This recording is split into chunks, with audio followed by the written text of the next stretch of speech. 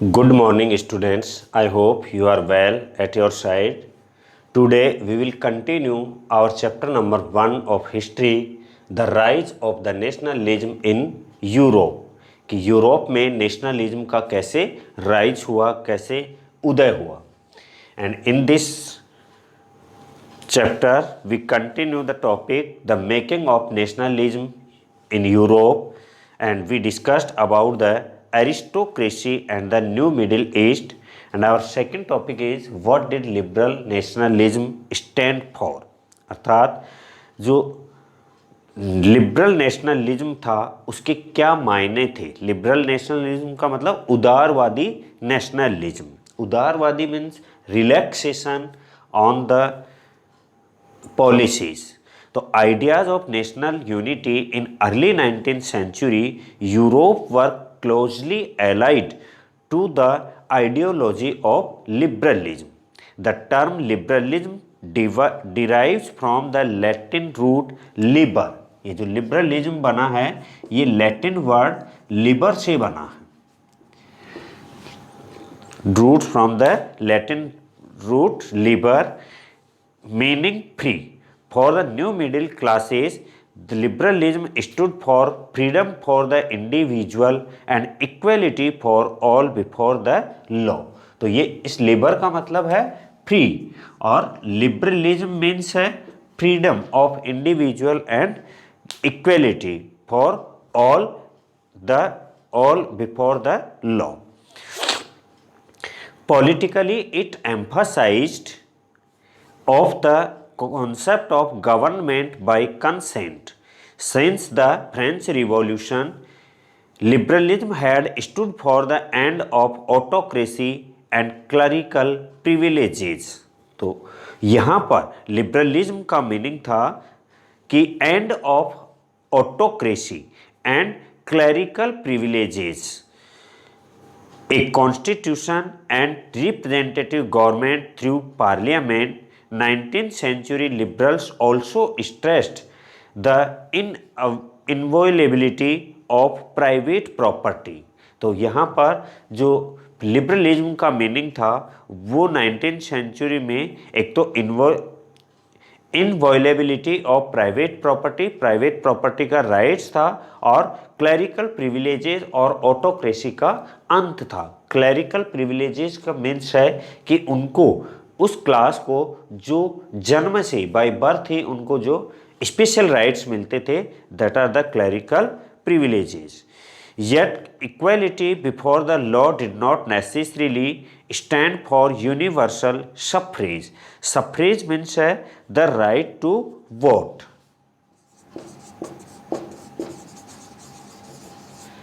Suffrage means right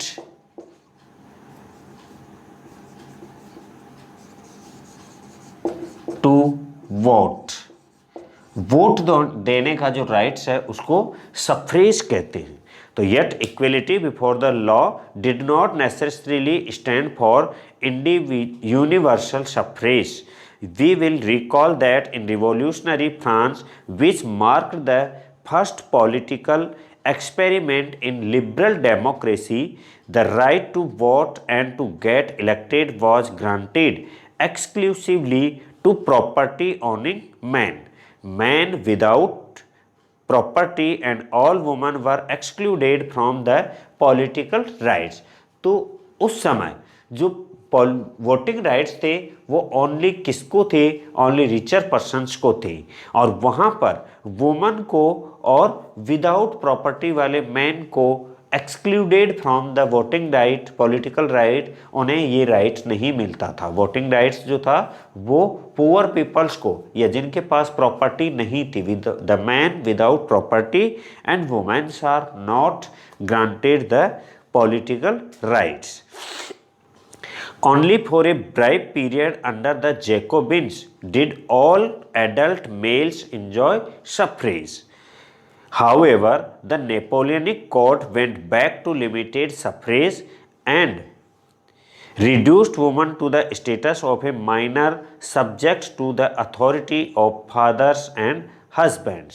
तो Napoleonic code जो 1804 में एनाक्टेड हुआ, उसमें वापस से इसको जो सफ्रेज था, वोटिंग राइट्स था, उसको लिमिटेड किया गया और वुमेन्स के लिए इसको हटाया गया। Throughout the 19th and early 20th century, women and non-propertied men organized opposition movement demanding equal political rights। तो उसके बाद 19th सेंचुरी के लास्ट में, पूरी 19th सेंचुरी और 20th सेंचुरी की स्टार्टिंग में जो कंट्रीज थे, उन्होंने वुमेन्स के लिए और नॉन प्रॉपर्टाइड मेंस के लिए भी डिमांड की कि पॉलिटिकल राइट्स इनको भी मिलना चाहिए। In the economic sphere, liberalism stood for the freedom of markets and the abolition of state-imposed restrictions on the movement of goods and capital। अगर हम इकोनॉमिक वे में देखें तो इकोनॉमिक वे में लिबरलिज्म का मीनिंग था कि फ्रीडम ऑफ मार्केट, मार्केट में फ्रीडम रहे, and abolition of state imposed restrictions, जो टैक्सेस लगाए जाते थे या स्टेट गवर्नमेंट के द्वारा जो रेस्ट्रिक्शंस लगाए जाते थे मार्केट पर, उन मार्केट को अर्थात movement of goods and capital पर जो रेस्ट्रिक्शंस थे उनको हटाना ही उसका लिबरलिज्म का मीनिंग था। During the 19th century, this was a strong demand of emerging middle class. Let's take the example of German-speaking regions in the first half of 19th century.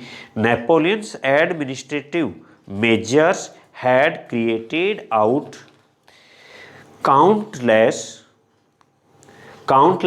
small प्रिंसिपलिटीज, एक confederation of 39 states की 39 state का एक confederation बना, एक group बना, which the possessed its own currency and weights the measure, जिसने अपनी currency, उन 39 स्टेट ने अपनी करेंसी और वेट ऑफ मेजर्स, अपने जो नाप तोल के जो सिस्टम थे वो लागू किए।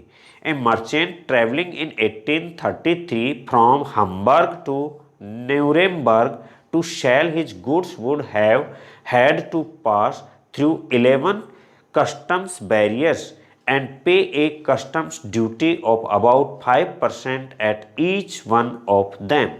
अर्थात अगर 1833 की बात करें कि एक जो ट्रेडर है, मर्चेंट है, अगर वो हम्बर्ग से न्यूरेमबर्ग जा रहा है अपना सामान बेचने के लिए, गुड्स को सप्लाई करने के लिए, तो उसे 11 कस्टम बैरियर्स का सामना करना पड़ेगा और 5% जो है वो कस्टम्स को पे करना पड़ेगा। एंड ईच ऑफ दैम, जो 11 बैरियर हैं उनमें से हर पर 5% उसे पे करना पड़ेगा। Duties were often levied according to the weight of measurement, कि कितना वजन है उसके अकॉर्डिंग उन पर जो टैक्सेस थे वो लेवाइड थे। According to the weight of measurement of the goods, as each region had its own system of weight and measures, हर रीजन का अपना सिस्टम था वेट एंड मेजर्स का। For example, this involve time consuming calculation. The measure of cloth, for example, was the alley, which is in each region stood for a different length. An alley of textile material bought in Frankfurt would get you 54.7 centimeter of cloth in Mainz, 55.1 centimeter in Nuremberg, and 65.6 centimeter in Freiburg, 53.5 centimetre. It mean in areas में, इन regions में जो textile की length है वो अलग अलग जो areas में वो डिफरेंट है। कहीं पर वो 54.7 सेंटीमीटर फ्रैंकफर्ट में है तो 55.1 सेंटीमीटर मेंज में है, और न्यूरेमबर्ग में वही क्लॉथ है वो 65.6 सेंटीमीटर लंबा है। तो such conditions were viewed as obstacles to economic exchange. तो ऐसी कंडीशंस थी, उनकी वजह से इकोनॉमिक जो एक्सचेंज था उसमें ऑब्स्टेकल्स थे, विरोध आ रहे थे, बैरियर्स आ रहे थे। And growth by the new commercial classes who urged for the creation of a unified economic territory allowing the unhindered movement of goods, peoples and capital. तो ये जो समस्या आ रही थी मर्चेंट्स के सामने, इस समस्या से निजात पाने के लिए उन्होंने एक यूनिफाइड सिस्टम के लिए उन्होंने डिमांड रखी ताकि movements of goods, peoples and capital easily हो सके। In 1834 a customs union of Zollverein was formed at the initiative of Prussia and joined by most of the German states. तो ऐसे ही एक यूनियन बनी जोलिवियन नाम से, जिसका जो प्रूसिया की थी और भी उन्होंने जर्मन्स ने भी उसको ज्वाइन किया। The union abolish tariff barriers and reduce the number of currencies from over 30 to 2। और जो डिफरेंट टाइप की करेंसी थी उनको भी रिड्यूस करके ओनली 2 टाइप करेंसी रखी गई। The creation of a network, new work of railway further simulated mobility, harnessing economic interest of national unification. और रेलवे का जो स्प्रेड हुआ वो भी नेशनल यूनिफिकेशन में अपना इम्पोर्टेंट रोल प्ले किया। A wave of economic nationalism strengthened the wider nationalist sentiments growing at that time. और उसी समय जो सेंटीमेंट्स थे वो स्ट्रेंथ होते गए और नेशनलिज्म की तरफ जो लोगों का एक अट्रैक्शन था वो बढ़ता गया। Have a nice day students.